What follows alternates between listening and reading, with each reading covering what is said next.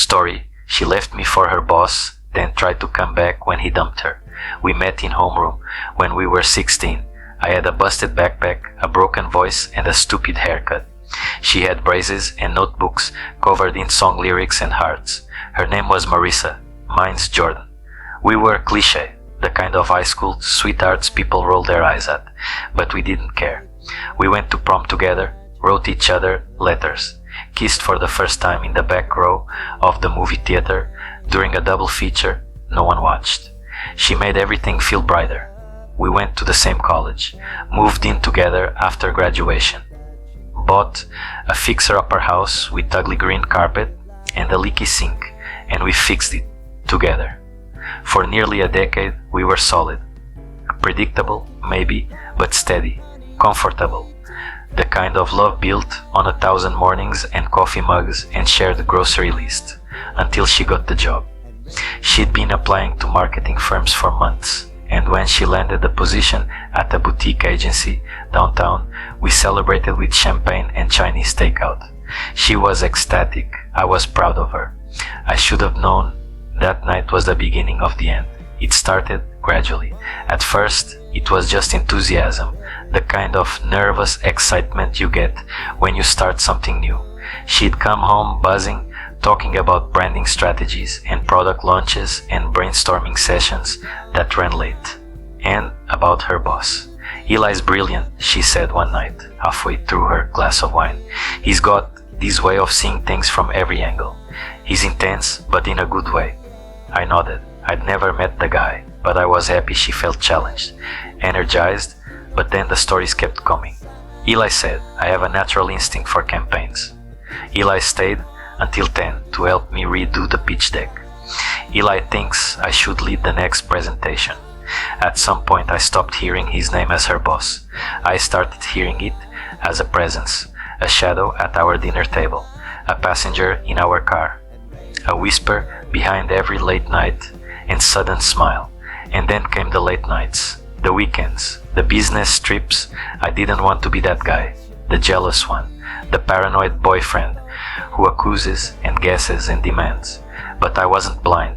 I saw the shift. She came home with her hair done in ways she never used to wear, started wearing perfume on work trips, smiled at her phone more than at me.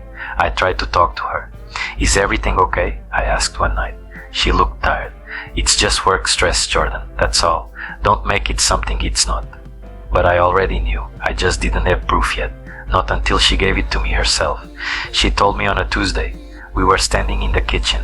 She was wearing her gray coat, the one she only pulled out for work. Her suitcase sat by the door. She said she had a client meeting in Boston, but she wasn't flying for work. I'm leaving, she said, voice barely above a whisper. I blinked. What do you mean?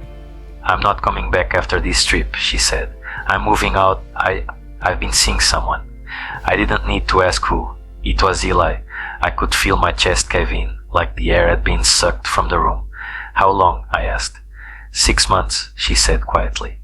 I laughed, bitter, broken. So all those nights, all the times you said you were working late?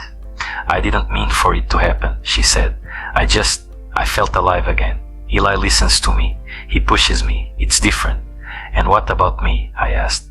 10 years, a decade of loving you. That means nothing.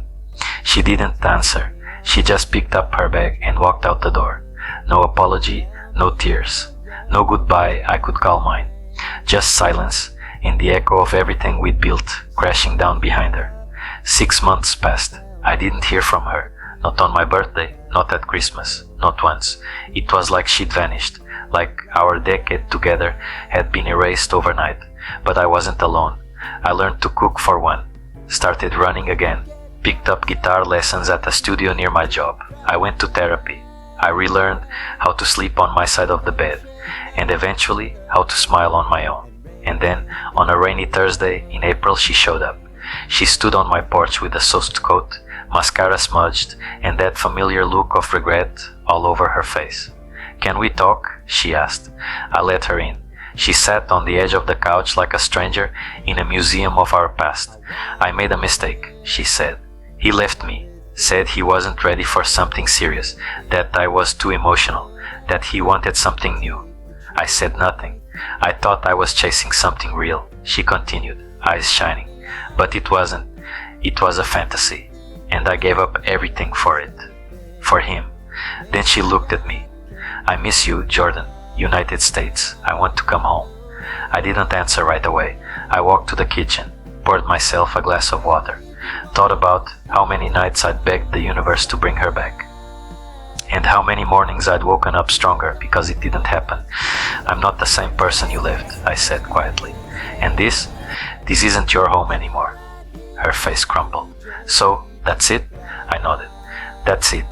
She left without another word. I watched from the window as she got into her car and drove off.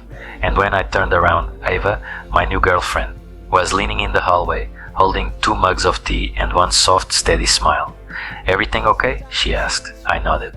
Yeah, everything's finally okay. And this time I meant it.